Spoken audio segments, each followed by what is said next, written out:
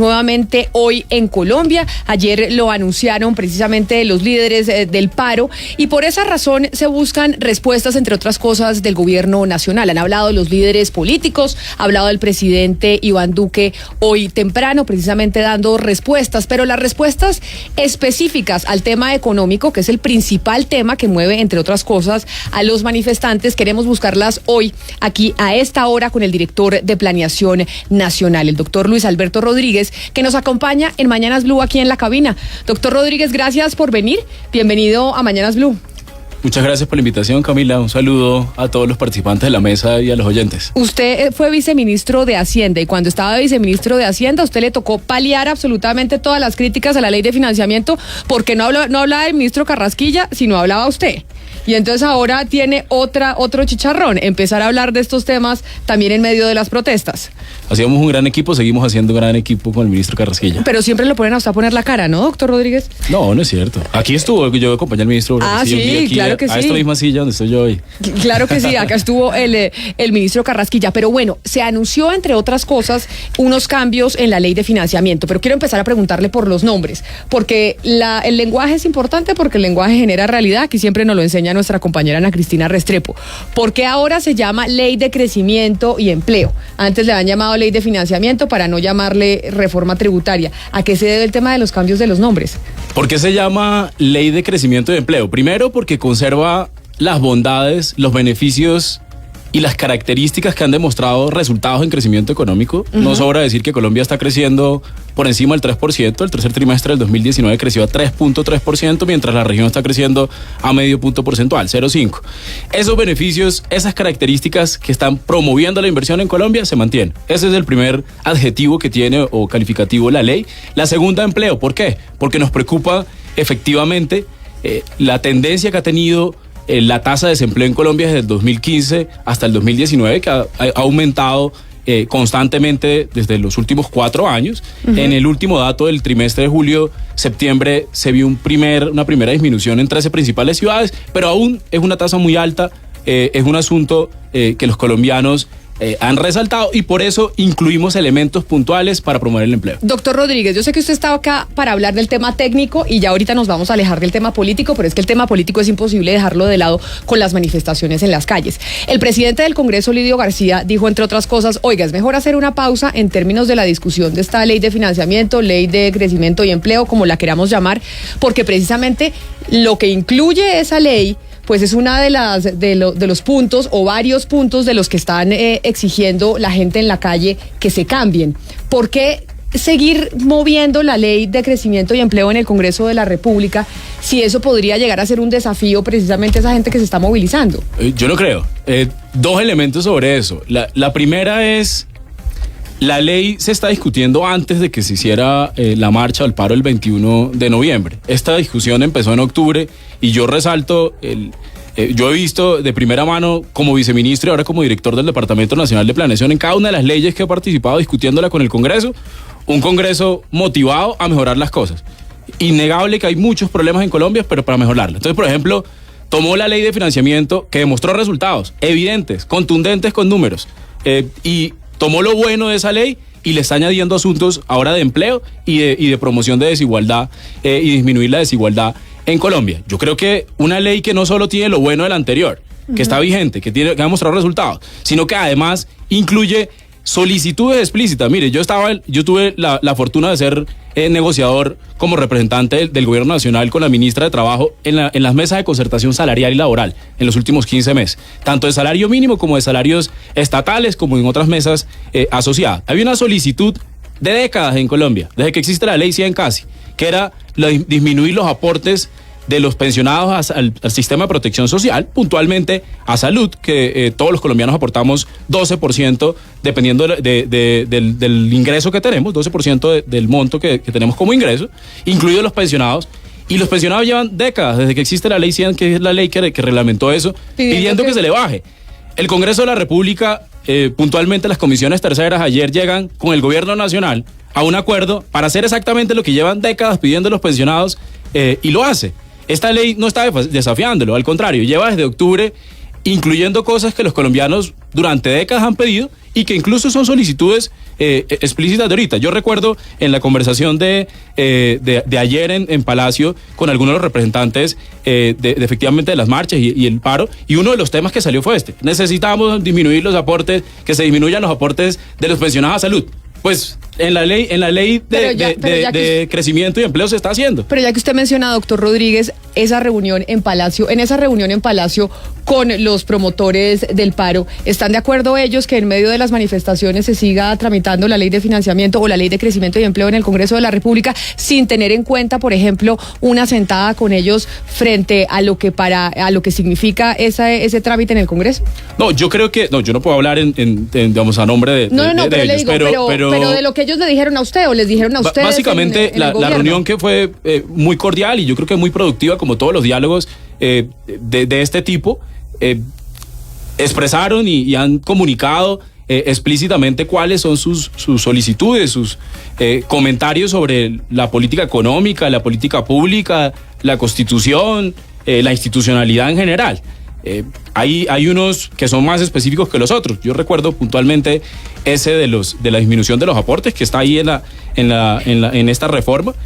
Yo creo que la verdad el Congreso de la República, el presidente ha dado ejemplo con eso. El Congreso de la República es una institución independiente y llevamos desde la Constitución del 91 pidiendo que sea así, que sea independiente, y el Congreso de la República es independiente en tomar sus decisiones. Nosotros respetamos lo que el Congreso a bien tenga. ¿Qué creemos nosotros? Que esta ley es, sin lugar a dudas, no solo una ley tan buena como la ley de financiamiento, sino que incluso incluye elementos positivos en generación de empleo y en promoción de equidad. Preguntémosle entonces ahora, doctor Rodríguez, quiero que usted nos responda directamente. ¿Qué pasa si no se aprueba esa ley de crecimiento y empleo en el Congreso de la República? Para ustedes en el gobierno, ¿por qué sería grave? Para los colombianos, ¿por qué sería grave? Primero, porque la ley ha demostrado que tiene efectos positivos en crecimiento económico. Y sin crecimiento económico es imposible tener otro tipo de conversaciones. El crecimiento económico no resuelve todos los problemas. Los economistas generalmente hablan de condiciones necesarias y suficientes. Es una condición necesaria, no suficiente para resolver los problemas de Colombia. Tenemos problemas en equidad, tenemos problemas en transparencia, tenemos problemas en desigualdad regional, tenemos cualquier cantidad de problemas. Pero sin crecimiento económico es difícil arrancar la conversación. Entonces, sin esta ley seguramente vamos a crecer menos de lo que estamos creciendo. Ya se han demostrado los resultados. Pero segundo, ¿qué pasa con si se cae la ley esta? Si no se aprobara la ley antes del 31 de diciembre, pues básicamente los pensionados no podrían tener, de un salario mínimo, no podrían tener una disminución de sus aportes al sistema de salud. Estamos diciendo que los pensionados en el corto plazo, mediano plazo, se estarían ahorrando más o menos, Camila, 60.000 pesos, claro, a números mensuales. Pero usted entra a confundir porque esos son anuncios que se hicieron ayer. O sea, ayer se dijo, precisamente como respuesta al paro, 3 cosas. Eliminación del IVA durante 3 días. También se dijo lo de la disminución para los pensionados del 12% de cotización al 4%. ¿Cuál fue el tercer punto que ustedes anunciaron? Beneficios tributarios a los jóvenes, para que se contraten jóvenes. Y devolución del IVA para los más pobres, es decir, el 20% más o menos. Esos son anuncios que ustedes hicieron ayer, precisamente en respuesta al paro. Pero como usted dice, desde octubre se está tramitando esta ley de crecimiento y empleo en el Congreso de la República. Yo difiero, Camila. Difiero por 2 razones. La primera, estas son solicitudes de los colombianos de décadas. O sea, lo de los aportes de salud no lo está diciendo pero desde entonces, el 21 ¿por qué no lo habían incluido antes desde octubre? Tenemos una mesa desde el año pasado con representantes de los pensionados, lo puedes decir. Yo personalmente como viceministro técnico de Hacienda asistí a esas mesas y estamos intentando llegar a una redacción. ¿Por qué? Porque hay propuestas de disminuyámoslo a 0 para todos los pensionados. Y eso es lo deseable, es lo que los pensionados seguramente se merecen, o quién sabe, pero es costoso fiscalmente.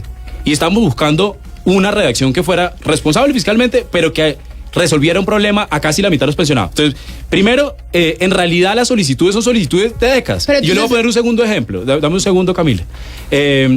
Y hace referencia a la devolución de IVA. Mire, la devolución de IVA es un tema que muchísimos académicos en Colombia llevan diciendo también mínimo 20 años. Que no tiene sentido que usted suba la tarifa del IVA del 16 al 19, como fue la reforma del 2016, la reforma tributaria del 2016, y que usted no se invente un mecanismo de compensación. O sea, los economistas inventaron eso académicamente hace mucho tiempo y en Colombia no se ha podido hacer. Nosotros en la ley de financiamiento, que radicamos el año pasado en octubre, o sea, la que se aprobó y que estuvo en vigencia hasta cuando la Corte se pronunció, esa ley, la primera que radicamos, incluía el mismo mecanismo de devolución, hace un año. Pero mire, doctor Rodríguez, déjeme, yo lo interrumpo y ya ahorita vamos a la parte técnica, pero déjeme quedarme un segundito en la parte política y la parte social. ¿Usted qué me quiere decir entonces que estos decretos o estos puntos que se le metieron, a la ley de crecimiento y empleo que se anunciaron ayer no obedecen a las manifestaciones de los colombianos, sino que es simplemente como producto de las mesas que ustedes han venido teniendo durante el último año? Es decir, las manifestaciones de los colombianos no generaron ningún cambio en esa ley de financiamiento que ustedes están tramitando. Las manifestaciones de los colombianos, sobre todo las pacíficas, las constructivas, que tienen propuestas específicas, sin lugar a dudas, algunas son referencias a esta. Y le vuelvo y le tomo el ejemplo de los pensionados. Le vuelvo y le tomo un ejemplo a una que decía, el estatuto tributario en Colombia es regresivo. Absolutamente de acuerdo, eso los académicos lo saben hace 30 años. Y esa es una de las razones de la marcha. Estamos corrigiéndolo.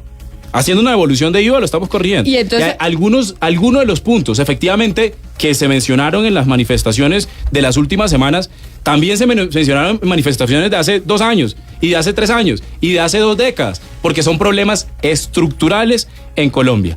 Yo creo que cae en un buen momento, el Congreso de la República y el Gobierno Nacional vienen discutiéndolo en un buen momento en el que la sociedad colombiana legítimamente, y sobre todo los que lo están haciendo de manera pacífica y constructiva, están pidiendo soluciones a temas sociales. Yo creo que el momento es oportuno y seguramente, pues los que saben de política, que son el Congreso de la República, pues seguramente tuvieron en cuenta esos llamados de las marchas y las manifestaciones. Pero hay algunos elementos que en Colombia se han repetido. O sea, yo reitero, el de los pensionados. Yo desde que era estudiante de segundo semestre estoy escuchando esa discusión en el mundo académico. No se puede pretender que simplemente, o sea, que la disminución de los aportes de los pensionados es una cosa que apareció el 21 de noviembre. No, eso llevamos desde que existe la ley 100 discutiéndolo. Pero entonces, bueno, la respuesta que dio el gobierno, entre otras cosas, usted me dice que no es respuesta a las marchas, sino que lo vienen discutiendo desde hace algún tiempo, es que los pensionados ya no tengan que aportar 12% a salud y a salud y demás, sino 4%.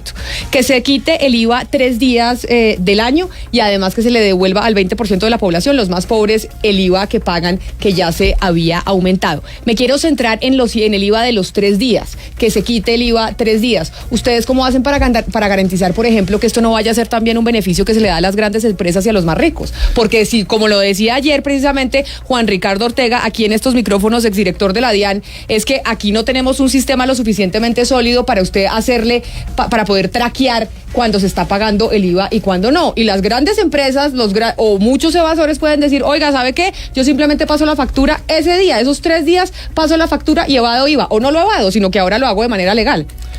Camila, primero una precisión. El hecho que las reformas, los ajustes que están pidiendo en esta reforma, sean discusiones de muchos años, estructurales en Colombia, no quiere decir que no estemos escuchando las marchas. Al contrario, yo estoy seguro que efectivamente sí está relacionado. Pero, sí, no se puede pretender pensar que los problemas en Colombia nacieron el 21 de noviembre. No, ni más faltaba. Y creo que todo lo que se haga sea respuesta. Y te voy a poner un último ejemplo para irme a la pregunta de los 3 días sin IVA. No se habría podido hacer la devolución del IVA en Colombia si en el plan de desarrollo no se hubieran también avanzado en algunos elementos asociados a la focalización de gasto en Colombia. No había sido posible. Básicamente el sistema, por ejemplo, el SISBEN 3 es un sistema desactualizado. El SISBEN 4 le sirve a uno para poder avanzar en eso. Si no se hubieran tomado decisiones que se han tomado en los últimos 15 meses, no habríamos podido hacer ninguna de estas medidas. Entonces, en ese sentido. Pero un segundo para responder puntualmente lo del IVA, lo de los 3 días sin IVA. Yo creo que las medidas que tomaron en la Ley de Financiamiento, en Plan Nacional de Desarrollo asociado a disminuir la evasión, darle más herramientas a la DIAN, y tercero, la factura electrónica ayuda a disminuir esos riesgos. Es verdad lo que dice el doctor Juan Ricardo, que lo conoce el problema a la perfección. Efectivamente, sí hay un riesgo ahí, pero el hecho de que exista un riesgo no puede ser un motivo de inacción para tomar algunas medidas. Y yo lo digo nuevamente con la devolución del IVA. Por ejemplo, puede que por alguna ocasión la devolución del IVA tome un par de meses que sea perfecto, ¿sí? Pero no puede ser posible que porque nos tome un par de meses mejorarlo, perfeccionarlo, no podemos avanzar en tomar la decisión de devolverle 2 billones de pesos que hoy el 20% de las familias más pobres están pagando en un IVA. Pero mire, yo ¿por qué le digo lo de los 3 días del IVA? Y es que ayer, precisamente, usted sabe que en medio de estas manifestaciones las redes sociales han sido protagonistas, esto ha habido meme para lo que sea. Y obviamente lo de los 3 días sin IVA, pues también generó sus memes. Decían, oiga, no puede ser que frente a la crisis social que estamos viviendo, la respuesta es que quitamos 3 días de IVA. Y por ejemplo, ahorita acabábamos de hablar con el director de ACOPI, seccional Cundinamarca, seccional Bogotá, pequeños industriales, que dijimos y los estábamos llamando para ver cómo los estaba afectando el paro, porque evidentemente los industriales, los comerciales, la gente que genera empleo, pues se ve afectada por el paro. Y a mí me sorprendió, el director de ACOPI nos dijo, nosotros estamos con el paro, porque nosotros los pequeños industriales también vemos cómo hay una inequidad dentro del cobro de los impuestos, porque nosotros que somos pequeños terminamos pagando, por ejemplo, los mismos porcentajes tributarios que pagan las grandes empresas. Y en esta ley de financiamiento que se pasó y que ustedes están nuevamente pasando por cuenta de que la Corte Constitucional la tumbó, pues se le quitan una serie de tributos a las grandes empresas. Y ese es otro de los puntos que tiene a la gente en las calles. Esos beneficios que se le está dando a las grandes empresas, si usted pregunta, que es el famoso paquetazo de Duque y todo lo que dicen. Entonces, en ese sentido, ¿cuál es lo que se le va a responder a la gente frente a las tributaciones de las grandes empresas? Porque eso del IVA ahí solo está favoreciendo al pequeño, pero también al grande. A las pequeñas y las medianas empresas. La ley de financiamiento incluía, y esta ley de crecimiento y empleo incluye efectivamente medidas puntuales para las pequeñas y las medianas empresas. Le voy a poner un ejemplo. Uh-huh. En la discusión académica alrededor de las pequeñas y las medianas empresas, la recomendación es tenga un solo impuesto. Sí, monotributo, le dicen en la discusión académica. Segundo, tenga impuestos que sean sencillos de administrar. Porque las pequeñas y las medianas empresas no pueden contratar un vicepresidente de finanzas para simplemente declarar la renta. O sea, sería muy costoso para las pequeñas y las medianas empresas, que seguramente era lo que hacía referencia el señor de ACOPI. El régimen simple se creó en la ley de financiamiento, se incluye nuevamente en la ley de crecimiento y empleo, precisamente para las pequeñas y las medianas empresas. Incluye esas dos características. Y en Colombia hemos tenido ejercicios e intentos muy bien intencionados de eso. El monotributo en la reforma del 2016, que desafortunadamente se inscribieron menos de 20 empresas. Tenía toda la buena intención, estaba aparentemente bien diseñado, pero no funcionó, se inscribió menos de 20 empresas. El régimen simple, entre que entró en vigencia el 1 de enero a octubre, iban 8.000 empresas. 8.000 empresas, pequeñas y medianas empresas, que van a tener un solo tributo más bajo que las grandes empresas. Segundo, un tributo más sencillo de administrar para que no le toque contratar un vicepresidente de asuntos fiscales o de contabilidad o de cosas por el estilo a una pequeña y mediana empresa. Hay medidas puntuales que son para disminuir la carga tributaria de las pequeñas y las medianas empresas. Y yo quiero hacer una precisión con las disminuciones de los impuestos. Mire, uno de los avances más importantes que tiene la ley de financiamiento es exactamente permitir que se descuente con respecto al el impuesto de ingreso o de ingreso de renta de las empresas, lo que se paga de IVA por bienes de capital. No, explíquenos eso, porque usted es una parte técnica y de pronto ya se lo cuento. Los oyentes no lo entienden. Le voy a poner 2 ejemplos. Una pequeña empresa que tiene una mamá, una madre cabeza de hogar, soltera. Yo tuve una suegra que tenía un almacén de vestidos para niños. Listo. ¿Se da cuenta? Y ella hacía sus vestidos y tenía su empresita. Falabella. No, Falabella no. Tenía una empresita de verdad de vestidos para niñas chiquitas de fiesta. Le voy a contar. Ella, ese ejemplo que usted pone, específico. Esa señora pagaba, antes de la ley de financiamiento, un IVA cuando compraba una máquina de coser, para hacer los vestidos que vende en el barrio, o que vende en una sucursal, o que vende en donde sea. Pueden ser 10 vestidos al mes, pueden ser 100 vestidos al mes, puede ser una pequeña empresa que tiene 2 empleados, el que cose y el que lleva el paquete, ¿sí? Esa es una pequeña empresa, no me va a decir que eso es una gran empresa, una pequeña empresa. Esa señora pagaba 19% de IVA cuando compraba la máquina de coser. El único instrumento que tenía. Si compraba 2 máquinas, pues imaginará que será más rápida, más productiva, podría ganar más plata, pero le cobraban 19%. Esa señora seguramente se endeudó con un crédito y pidió un crédito para comprar la máquina. Y luego que compraba la máquina le tocaba sacar de su plata para pagar el impuesto. El 19% de IVA por esa máquina, de esa pequeña y mediana empresa. Pues en la ley de financiamiento y en esta ley de crecimiento y empleo estamos permitiendo que ese 19% que paga esa pequeña empresa, esa señora, con la que mantiene a su hijo o a su hija, esa pequeña empresa, ese 19% lo puede hacer descontable con respecto a renta. Es decir, que ya no vuelva a pagar el 19%. Eso hace que esa señora tenga más ingresos. y que seguramente le sirva para que su hijo vaya a la universidad, para que su hijo tenga mejor calidad de vida, para que tenga un ahorro para el mediano plazo. Es una pequeña y una mediana empresa. Y ese es un impuesto que se ha dicho que es una exención a los ricos. Primera cosa que no es cierto. Rico no es igual a empresa, ese es el primer asunto. Pero segundo, empresa no es igual a gran empresa.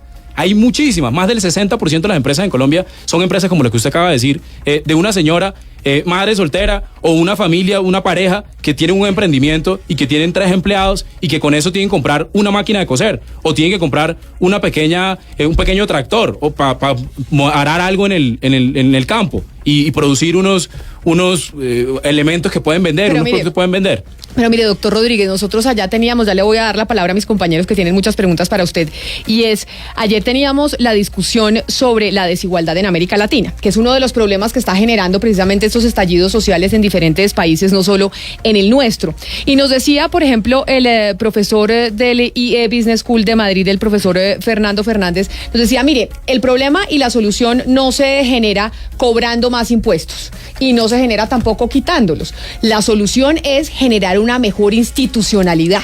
Y al generar una mejor institucionalidad, usted puede tener un mejor recaudo, y cuando tenga un mejor recaudo puede distribuir mejor la riqueza con ese recaudo. Y eso es lo que pasa en Colombia, que también queremos que se fortalezca la DIAN, queremos que haya menos evasores de impuestos. Muchas veces me preguntaban aquí los oyentes, oiga Camila, ¿por qué en Colombia nunca ha pasado un proyecto de ley en donde se le dé cárcel al evasor tributario como pasa, por ejemplo, en los Estados Unidos? Eso nunca ha sido posible en Colombia. Entonces, ¿qué se está haciendo precisamente para el fortalecimiento institucional y para que no haya evasión de impuestos? Porque lo que piensa el colombiano a pie dice, oiga, yo pago impuestos pero todos se los roban. Yo pago impuestos y hay grandes evasores que tienen unos grandes tributaristas que les logran arreglar eso ahí con los números para que terminen pagando menos de lo que paga una pequeña empresa, por ejemplo. Camila, yo comparto que la institucionalidad es clave y en eso hemos estado trabajando. Le dimos más herramientas a la DIAN. El doctor Juan Ricardo conoce, por ejemplo, el proyecto que tenemos de modernización de la DIAN, que tiene 3 componentes principales. El primero, la factura electrónica, poder hacerle trazabilidad a lo que usted decía, que no tiene trazabilidad el sistema tributario en Colombia. Eso ayuda, no resuelve todo el problema, pero sin lugar a dudas, ayuda. Segundo elemento, la DIAN tiene un rezago en capital humano, en el número de personas que trabajan por cada 1000 declarantes, si uno lo compara con América Latina, pero además tiene un rezago en los instrumentos de sistema que usa. No solo eso, sino que además la gente, hay enquistado unos grupos de corrupción dentro de la DIAN enormes, y que lo hemos visto desde el año pasado, pero además porque los trabajadores de la DIAN tienen unos riesgos en los puertos, porque hay unas mafias que los están amenazando. O sea, yo no quisiera ser trabajador de la DIAN en un puerto, porque hay unas mafias que llegan a amenazarlos a ellos y a sus familias. Es decir, ahí sí hay un problema de institucionalidad enorme en términos de recaudo. Pero estamos trabajando en eso. La ley de financiamiento del plan de desarrollo le otorgó facultades al director de la DIAN y al departamento y a la DIAN puntualmente para poder hacer reformas en ese sentido, para poder avanzar. Es por eso que se han conocido los casos también, Camila. Los casos se conocen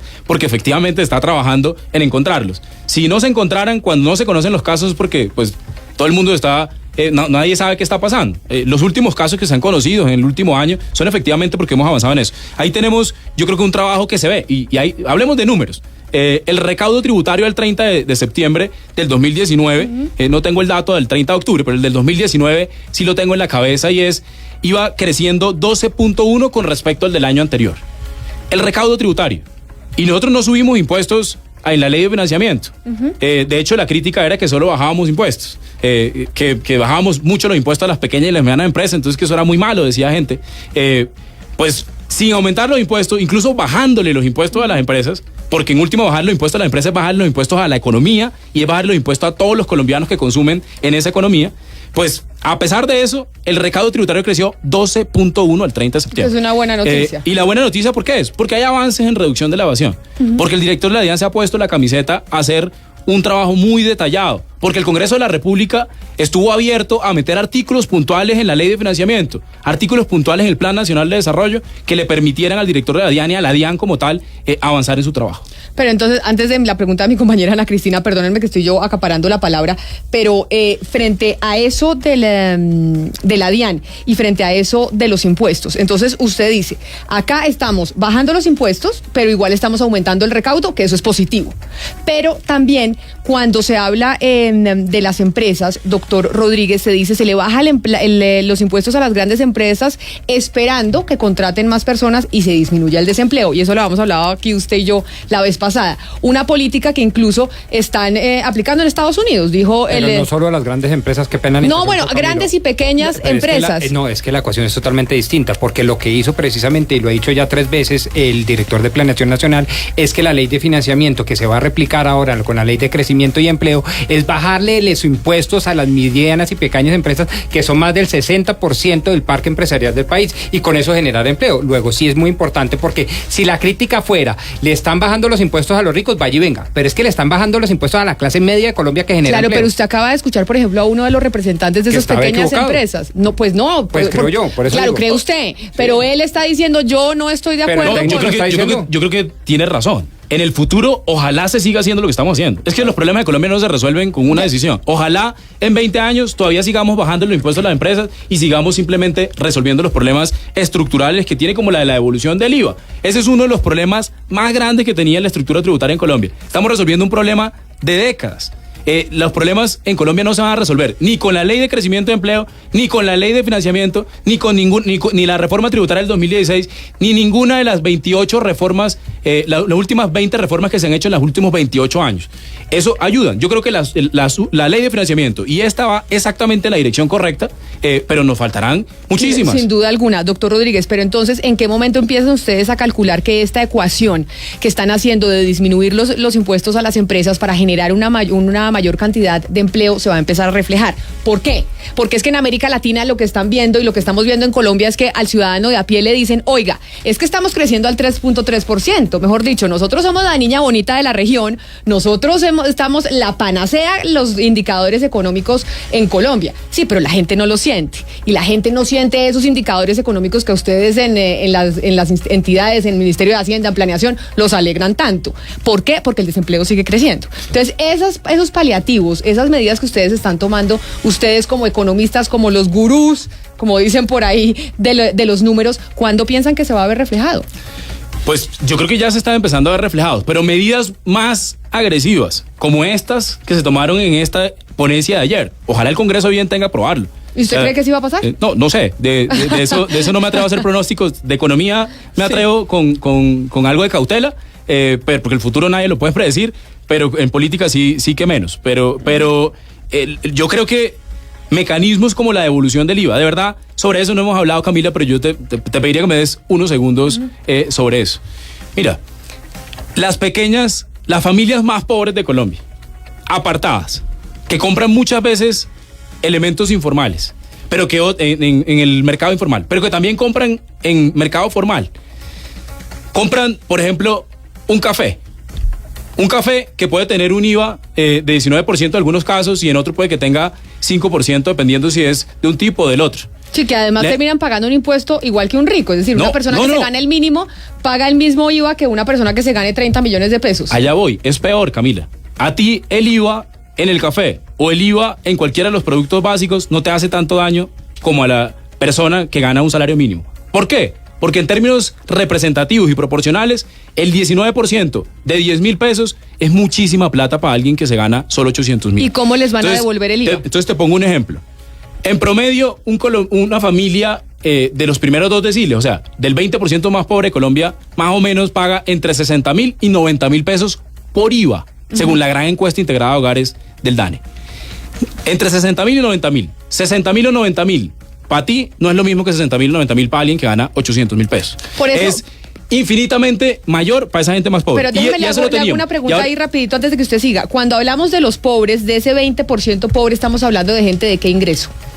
Estamos hablando de personas de menos de un salario mínimo. El 44% de los colombianos, recuerde, que ganan menos de un salario mínimo. O sea, que son trabajadores o son ocupados y ganan menos salario mínimo. Es decir, esta devolución de IVA que ustedes están planteando para los más pobres es gente que se gana menos de un salario mínimo.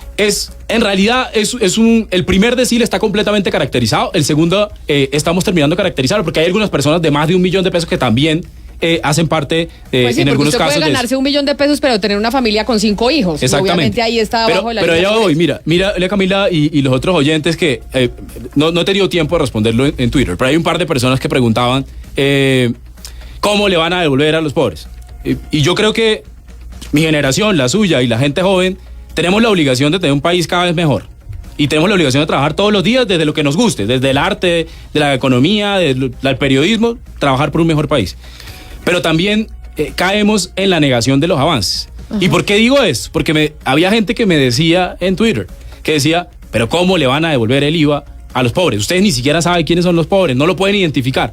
Pues mire, hoy, al 30 de octubre del 2019, hay 2.357.000 familias que reciben un subsidio cada 2 meses del Estado.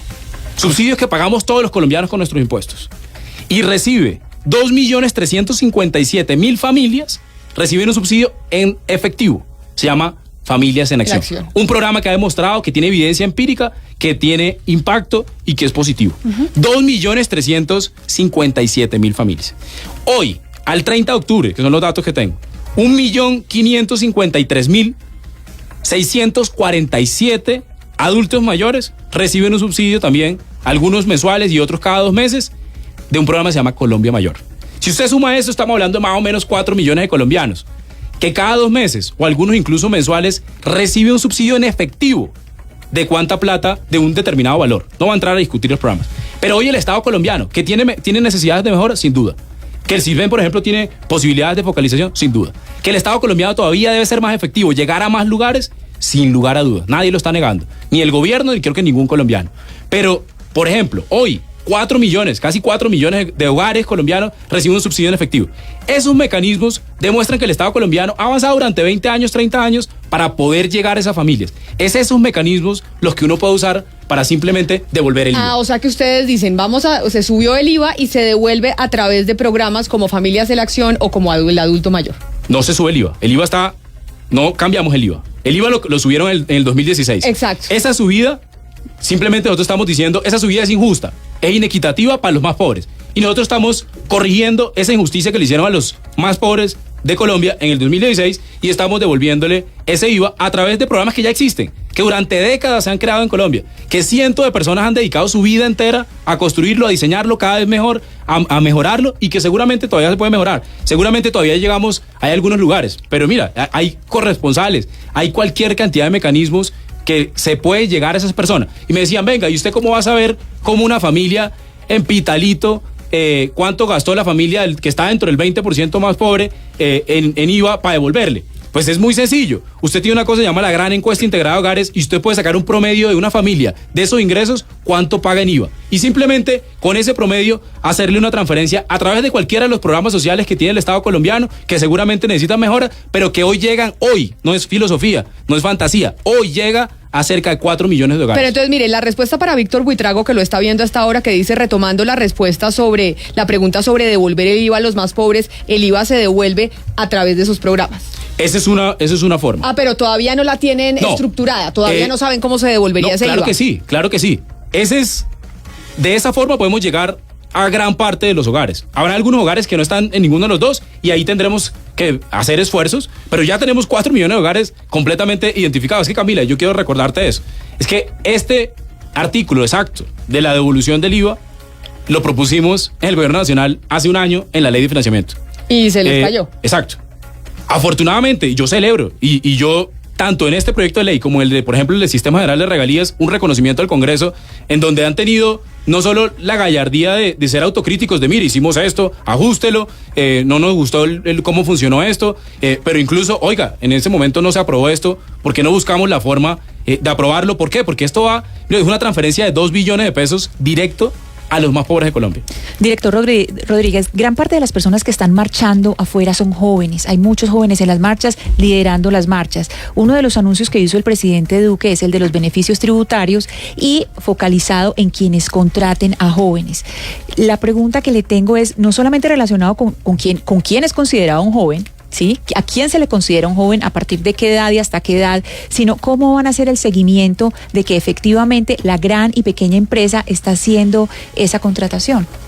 Ana Cristina, hay una definición de personas en el mercado laboral jóvenes, ¿sí? De colombianos en el mercado laboral jóvenes. Va de 18 a 26 años. Normalmente, por ejemplo, a mí me dicen que soy muy joven. Yo tengo 32, ya no clasifico en esa. No, está muy joven y además costeño aquí, representante de la región de Don Oscar. Yo no clasifico en esa, pero hay una clasificación. La segunda pregunta referente a cómo hacemos para hacerle seguimiento. Pues yo creo que las estadísticas lo muestran. La única forma de poder generar empleo es que la economía ande. Y a veces hay que darle empujones a la economía. Por ejemplo, la ley de crecimiento y empleo le está dando un empujón a la economía para seguir creciendo a 3 para que pueda generar empleo. Pero hay veces que tenemos grupos en los que hay problemas específicos, como es el caso de jóvenes ahorita. Es por eso que se le está dando un beneficio y básicamente es alineando los incentivos. Le está diciendo, mire, si usted contrata a un joven, usted va a tener de alguna manera un menor costo laboral y usted por lo tanto... El joven recibe el mismo salario que usted le iba a pagar, pero usted le está costando menos porque está pagando menos impuestos por contratarlo. ¿Cómo le podemos hacer seguimiento? Pues ahí en el sistema de la DIAN efectivamente están registradas estas empresas. Ese también es un mecanismo que incentiva la formalidad, porque la empresa, para poder acceder a ese beneficio, pues tiene que ser una empresa que se formalice y cosas por el estilo. Entonces, yo creo que ese beneficio. Pero una segunda cosa, Camila, que yo creo que es muy importante resaltarla, y es las relaciones entre crecimiento económico y empleo. Yo se lo decía la vez pasada, no son relaciones inmediatas. O sea, por eso era que yo le preguntaba cuándo se va a empezar a ver el efecto de la caída en el desempleo, porque muy bonitos los números, muy bonito el crecimiento. Eso es como el cariño, eso no es amor a primera vista, eso es como el cariño, eso toma tiempo que las variables se ajusten. O sea, el desempleo empezó a levantarse muchísimo el 2015, pero en realidad veníamos de caída de crecimiento económico desde el 2014. Del 2014 al 2017 vale la pena recordar que tuvimos lo que los economistas llaman desaceleración económica. Es decir, el año anterior, inmediatamente anterior, crecimos siempre más que el siguiente, durante 4 años consecutivos. Eso tuvo efectos en el empleo después. Entonces, ¿por qué digo esto? Porque hay que tener medidas para seguir creciendo. Y le voy a poner otro ejemplo que tiene la ley de crecimiento y empleo, que no se ha hablado mucho. Se ha hablado de estos 4 temas que hemos hablado hoy, pero se ha hablado muy poco. Y uno es: hay unos recursos de la sobretasa al sector financiero, no sé si lo recuerda, una sobretasa de impuesto a la renta al sector financiero, que ahí está, ahí quedó.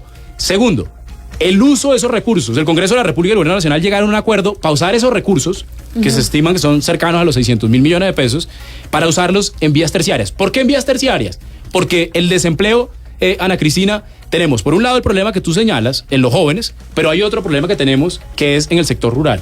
Y las vías terciarias activan la economía del sector rural, y por eso creemos que puede ser un mecanismo de disminuir el desempleo. Es que ya que usted tocó un punto que además es motivo de debate y que también se está mencionando en las calles del país en medio de este paro, y es uno que mencionó un representante de la Cámara, precisamente, un congresista de la zona de ustedes, de Don Oscar y suya, doctor Rodríguez, del departamento del Cesar, y es un video que se ha hecho viral, precisamente, en donde el representante de la Cámara, Jorge Eliezer Salazar, dijo lo siguiente sobre la banca. Y ahí empezamos a hablar de cuáles son los planes que ustedes tienen precisamente frente al sistema financiero. Gracias, presidente. Hombre, presidente, yo sí quiero invitar a todos mis compañeros a que le demos viabilidad jurídica a este proyecto. Yo creo que aquí hay que decir verdades.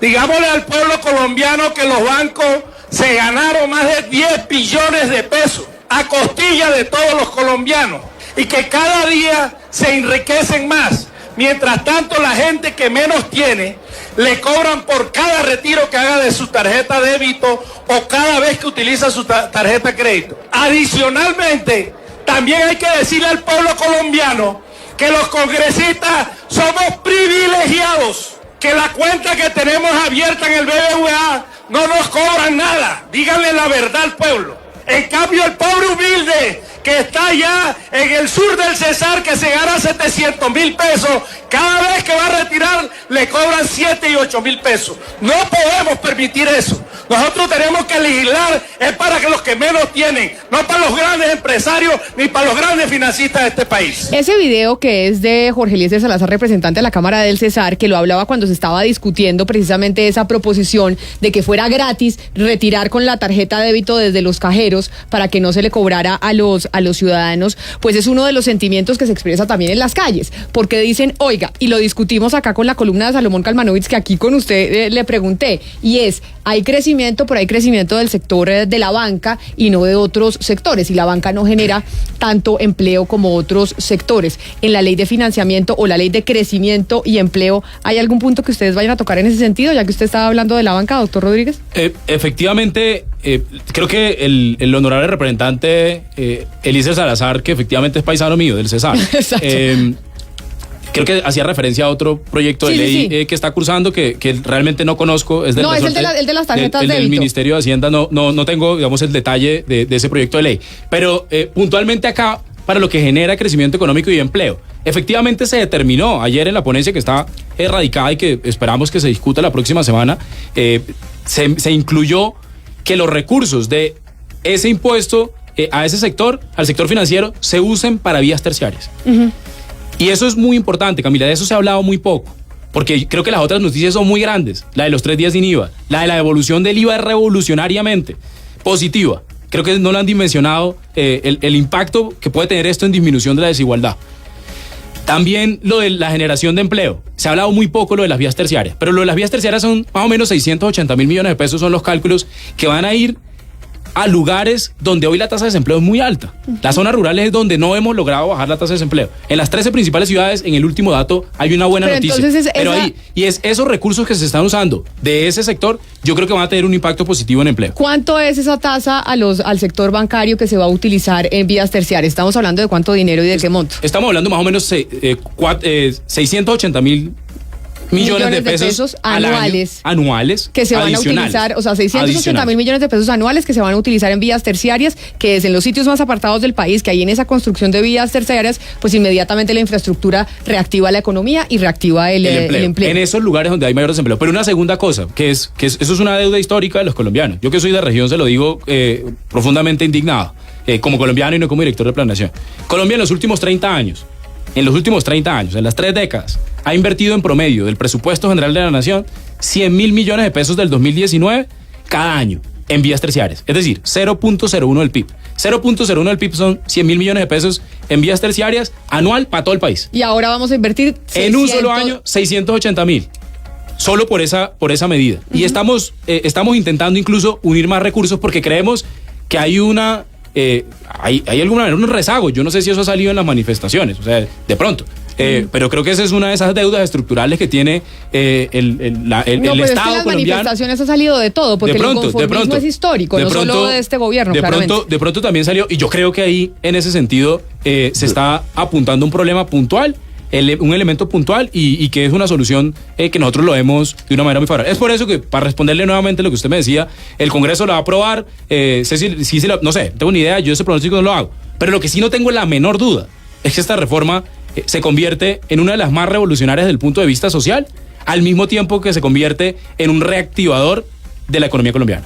Doctor Rodríguez, aquí estamos como con el tema de la cobija que no alcanza para cubrirse todo el cuerpo. Es decir, ustedes toman medidas ahora, los ajustes a la ley de crecimiento y empleo, pero eso significa dejar de recibir unos recursos por parte del gobierno. ¿De dónde va a sacar el gobierno, de dónde va a echar mano para obtener los recursos que deja de recibir con estos ajustes que está haciendo? Hay 3 medidas puntuales que nos están sirviendo. El primero, que ya se los decía, una administración más eficiente. 12% de crecimiento en el recaudo. Eso ya es fáctico, o sea, ahí está. O sea, la administración tributaria está andando mejor que como venían dando. Ese es el mensaje. Y el pronóstico que ustedes hacen es que va a seguir creciendo cada mes. Porque la reforma no la hemos terminado. Y el proceso de modernización de la DIAN no lo hemos terminado. Es un proceso que toma más o menos 2 años y medio. Y con menos de un año ya hemos visto resultados. O sea que la razón por la cual no se había tomado las medidas antes, que ahora se está anunciando, básicamente eran políticas. Eran una decisión política más que económica. No, a veces son tecnológicas. Mire, la factura electrónica, hay veces que en Colombia no se han resuelto problemas, no porque uno no quiera. La devolución del IVA. Hace 30 años la economía sabían que había que hacerlo, pero no había mecanismo, no se exigía Familias en Acción tan bien diseñado como está hoy, tan bien ajustado, con problemas todavía, pero a un nivel de madurez tan grande. Entonces, pues ahora lo podemos hacer. Hace 20 años no. Mire, el ministro Carrasquilla hace 12 años estaba proponiendo exactamente lo mismo. Hay algunas medidas que no se toman no porque el presidente no quiera o porque el Congreso no quiera o porque el ministro de Hacienda del momento no quiera, sino porque, o porque a veces no hay paro todavía. A veces no o es porque posible. no hay paro, porque obviamente los sectores sociales en la calle presionan. Por eso era que yo le preguntaba, no me diga, doctor Rodríguez, que esto que anunciaron no obedece a las calles, porque también hay que darle el crédito a la gente que sale y protesta, claro, y dice, estamos generando una transformación en el gobierno. Pero la respuesta del doctor Rodríguez fue sensacional. Claro que obedece al reclamo de las calles, pero incluso antes de que hubieran salido a marchar.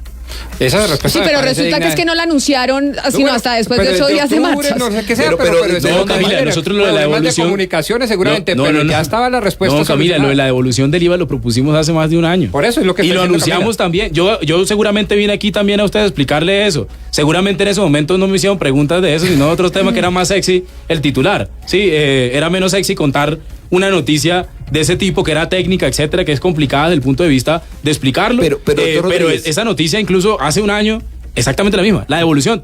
No recuerdo el artículo ahora, pero te puedo mandar más tarde el artículo específico. Pueden conseguir en la ley que radicamos de financiamiento el año pasado y van a encontrar un artículo muy parecido.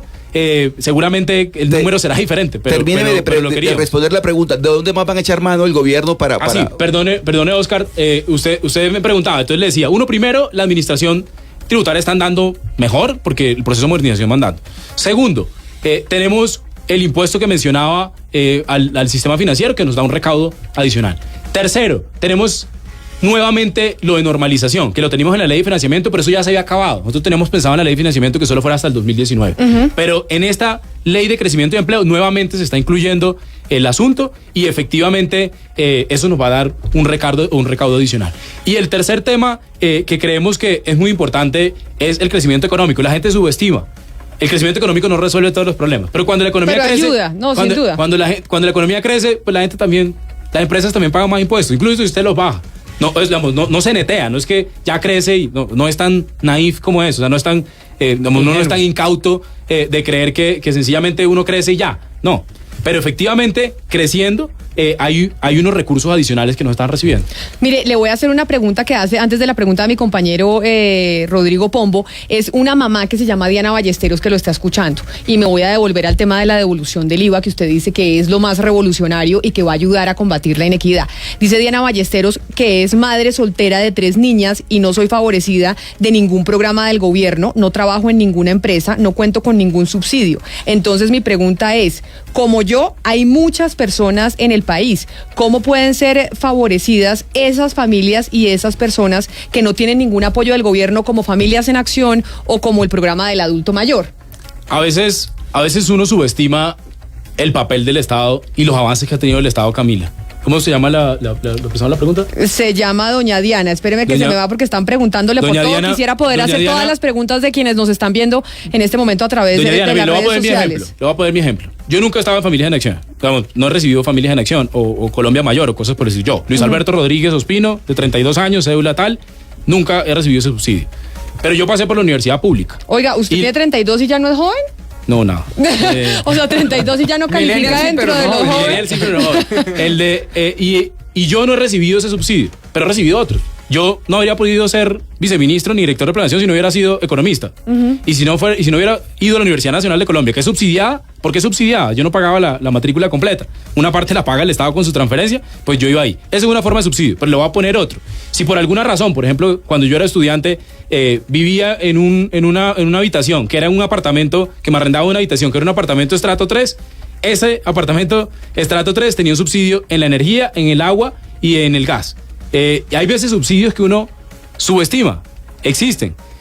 Yo creo que sí hay que avanzar, por ejemplo, en casos como el que ella menciona, que puede que no esté en ningún programa de eso, pero yo me atrevo a decir que la probabilidad que familias como esas, que no están en Colombia Mayor o que no están en Familias de Acción, también reciben subsidio del Estado de diversas maneras que nosotros no sabemos. Pero entonces, venga, le digo una cosa yo, doctor Rodríguez, porque estamos hablando de subsidios y estamos hablando de cómo se puede acortar esa brecha de la inequidad. La política económica, entonces, que va a adoptar el gobierno del presidente Iván Duque con esta ley de crecimiento y empleo se basa, entonces, en subsidiar las clases menos favorecidas. Y le digo por qué le hago esta pregunta, porque sorprende, sobre todo por quién es el ministro de Hacienda, que es el doctor Alberto Carrasquilla, que lejos de estar de acuerdo el doctor Carrasquilla con el tema de los subsidios dentro de la economía. Entonces, ustedes, la política que van a empezar a asumir ahora, frente a la ley de crecimiento y empleo es una política que tiene un componente bien importante de subsidios. Tiene un componente muy importante de focalización en los más pobres. Eso es A través de subsidios. indiscutible. Exacto. Indiscutible. A los más pobres, al 20% más pobre. Es que eso no debe ser, mire. Es que No, yo no se lo cuestiono, lo que pasa es que me sorprende porque obviamente No, en términos económicos habíamos visto, digamos, como que otra línea dentro de lo que era este gobierno. Es que, Camila, lo que no estamos de acuerdo es con los subsidios a los más ricos.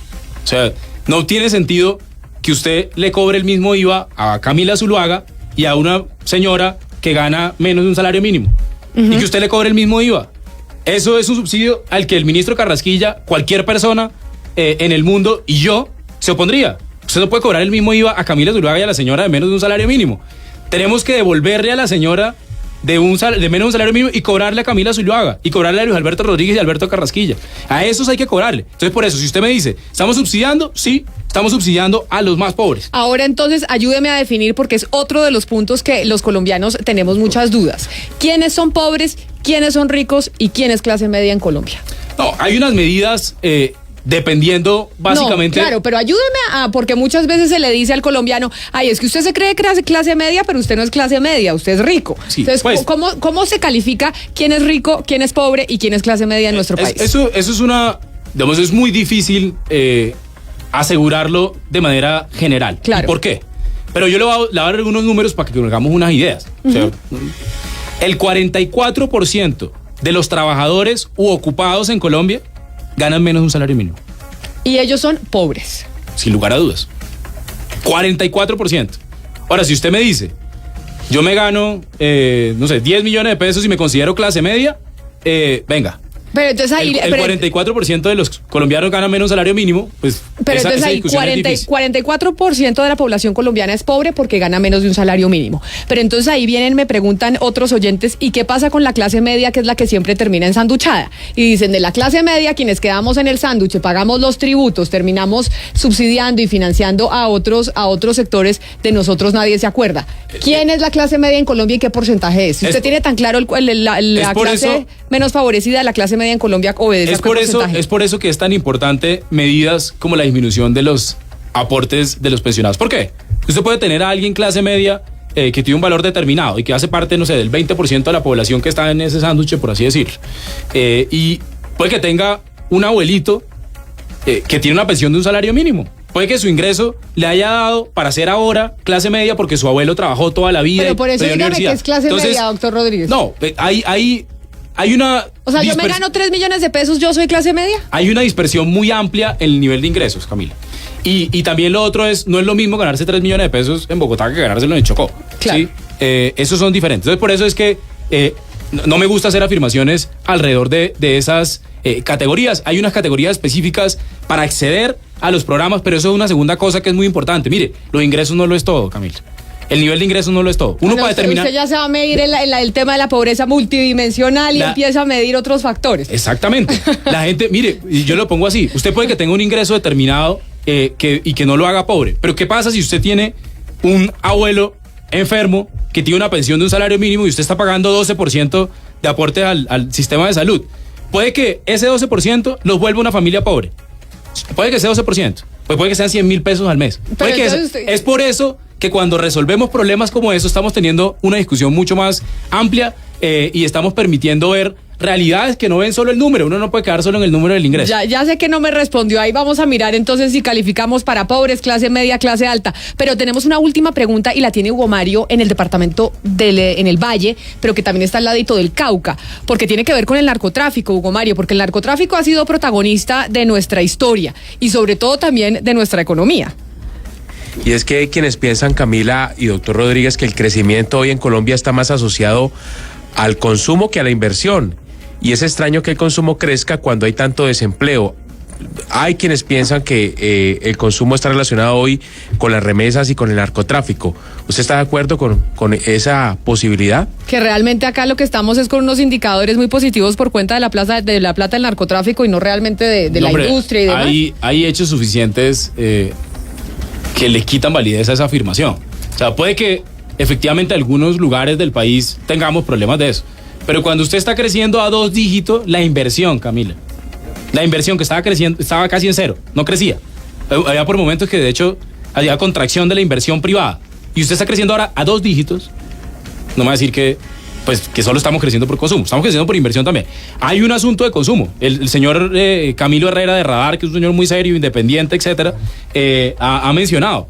Mire, él creo que tiene indicadores desde el 2002, si no estoy mal. Sí. Deberían invitarlo, de verdad, porque tiene un análisis muy interesante. Ah, bueno, lo invitamos. Del 2002. Del 2002 tiene un análisis. Y encuentra que los indicadores de consumo nunca habían estado tan disparados como ahora. Y él dice, efectivamente... Puede ser el narcotráfico.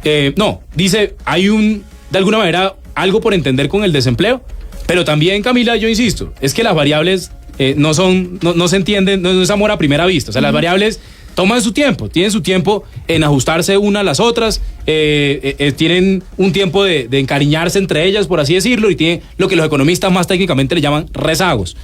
Hay rezagos entre las variables de empleo y crecimiento, hay variables entre empleo y consumo que también tienen algún tipo de rezago. Pues mire, doctor Luis Alberto Rodríguez, qué placer haber hablado con usted. Sé que es un tema súper técnico, a veces los temas económicos uno trata de desmenuzarlos. Ojalá, pues si es todo como usted lo pinta y tan bueno como lo está narrando, pues le pase en el Congreso de la República y eso logre paliar un poco los ánimos de las calles en el país. Mil gracias por haber venido. Muchas gracias por la invitación. ¿Cree que le pasa o no le pasa? Dígame la verdad. El placer fue mío. Yo creo que... Un mensaje a don Lidio García, presidente del Congreso de la República. Vale, yo creo que el Congreso tiene una oportunidad gigantesca de seguir reactivando la economía como lo reactivó con la ley de financiamiento el año pasado, pero además ahora resolver problemas estructurales que tiene el asunto social en Colombia, como es, por ejemplo, cobrarle IVA a los más pobres y no devolverle. Es Luis Alberto Rodríguez, director de Planeación Nacional, aquí con nosotros en Mañanas Blue. A ustedes mil gracias por habernos acompañado en esta conversación. Uno de los motivos del paro, el tema económico. Ya llega mi compañero Ricardo Ospina con todas las noticias a través de su programa Meridiano Blue. Yo soñé algún día llegar y abrir la llave en mi casa, poner el vaso, llenarlo